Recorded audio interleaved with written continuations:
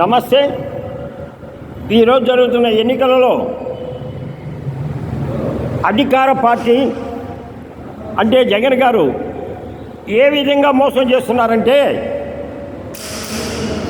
వాలంటీర్లని రాజీనామా చేయించి వాళ్ళని ఏజెంట్లుగా తిప్పుతున్నారయ్యా. ఇది ధర్మమా? అది కూడా కాకుండా మన పొదుపు లక్ష్మి యొక్క గ్రూపుల్ని మీటింగ్ అందరిని పిలిపించి సమావేశాలు పెట్టి వాళ్ళకి చీరలు ఇచ్చి వాళ్ళకి కావాల్సిన డబ్బులు కూడా ఇస్తూ వాళ్ళని వాళ్ళ యొక్క గుర్తుకి ఓటేయమని ప్రచారం చేస్తున్నారు. ఇది ప్రభుత్వం చేస్తున్న మోసమా అవునా కాదా ఒక్కసారి తెలుసుకోండి. ఈరోజు ఈ జగన్ ఎందుకు చేస్తున్నాడంటే, కాంగ్రెస్ పార్టీ అంటే భయపడిపోతున్నారు. కాంగ్రెస్ పార్టీ అంటే వణుకొచ్చింది.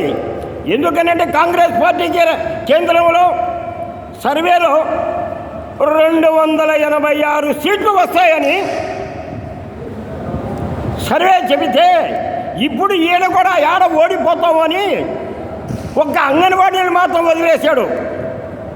ఆ అంగన్వాడీలు కూడా వీలైతే చేసేవాళ్ళే. ఆ అంగన్వాడీలు ఎందుకు వదిలేరంటే, ఆయన మొన్నటి వరకు వాళ్ళ స్ట్రైక్లో ఉంచుకొని అనేకమైన ఇబ్బందులు పెట్టి దాదాపు 3 నెలలు 4 నెలలు వాళ్ళు స్ట్రైక్ చేస్తే వాళ్ళ సమస్యలు పరిష్కరించలేనందువల్ల అంగన్వాడీ వాళ్ళని వదిలేశారు.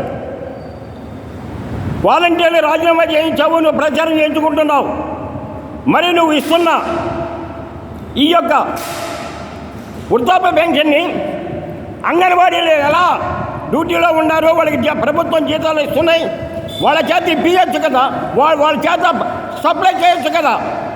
బ్యాంకీలు అన్నావు, బ్యాంకీకి పోతే కొంతమందికి అకౌంట్ ఉంది, కొంతమందికి అకౌంట్ లేదని మోసం చేస్తున్నారు. ఈ విధంగా ప్రజల్ని ఇబ్బంది పెడుతూ ఈ ప్రతిది కూడా తనకి అవకాశంగా మార్చుకుంటున్న ఈ జగన్ని ఓడించండి.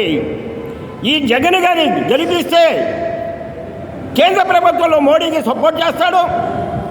మోడీకి సపోర్ట్ చేస్తే కార్మికులు, కర్షకులు, విద్యార్థులు, మేధావులు మరియు ఈ యొక్క ఎస్టీ, ఎస్సీ, అసంఘటిత కార్మిక, మైనార్టీలు అనేక మంది ఇబ్బంది పడతారు.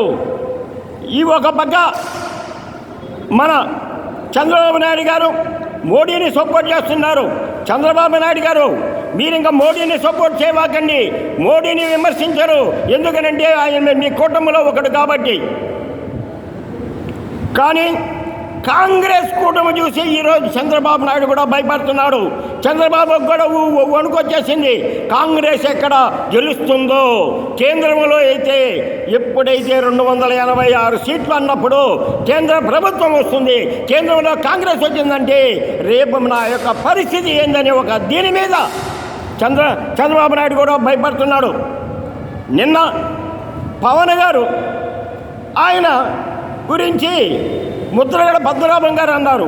అయ్యా ముద్రగడ పద్మనాభం గారు, మీరు కూడా కాపులే, మీరు కాపులయ్యి మీ కాపు మనిషిని విమర్శించడానికే మీరు వైఎస్ఆర్లో చేరారు. వైఎస్ఆర్ కాంగ్రెస్ పార్టీ చేస్తున్న మోసాలని మీరు బయట పెట్టకుండా పవన్ని మీరు విమర్శిస్తున్నారు. చూడండి, మీరు మీ యొక్క ప్రతిపక్షాలు మీరే పవన్ విమర్శించుకుంటున్నారు అంటే అర్థం చేసుకోండి. మనకి ప్రజలకు మేలు జరగాలంటే కాంగ్రెస్ పార్టీ వల్లనే అవుతుంది. మూసేసిన ఫ్యాక్టరీ జరగాలంటే కాంగ్రెస్ పార్టీ అవుతుంది. అన్ని యొక్క వర్గాలు బాగుపడాలంటే కాంగ్రెస్ పార్టీ వల్లనే అవుతుంది. కాబట్టి మీరు కేంద్రంలో రాష్ట్రంలో హస్తం గుర్తుకు ఓటేయండి, హస్తం గుర్తును గెలిపించండి. హస్తం గుర్తు గెలిస్తేనే ప్రజలకు మేలు జరుగుతుందని మీకు సమన్వయంగా తెలియజేస్తూ, ఒక్కసారి మీరందరూ ఆలోచించి ఓటుకు పోయే ముందు, ఓటు వేసే ముందు ఎవరైతే ఈ యొక్క దేశాన్ని కాపాడారో, ఎవరి వల్ల అయితే బడుగు బలహీన ఎస్సీ వాళ్ళు బాగుపడతారు. ఏ రాజ్యభరణాలు రద్దు చేసింది ఎవరు, బ్యాంకుల్ని జాతీయం చేసింది ఎవరు, ప్రతి వాళ్ళకి ఇల్లు కావాలని చెప్పింది ఎవరు, ప్రతి ఇంటికి ఒక ఉద్యోగం ఇస్తానంది ఎవరు? ఇవన్నీ ఆలోచించి కాంగ్రెస్ పార్టీకి ఓటేసి కాంగ్రెస్ గెలిపించి కాంగ్రెస్ పార్టీ వల్ల మీకు మేలు జరుగుతుందని తెలియజేస్తూ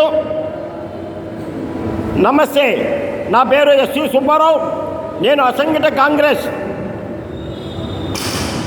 యొక్క సభ్యులను కాబట్టి మీరందరూ ఒక్కసారి ఆలోచించి ఓటేయండి అని మరీ ప్రార్థిస్తున్నాను.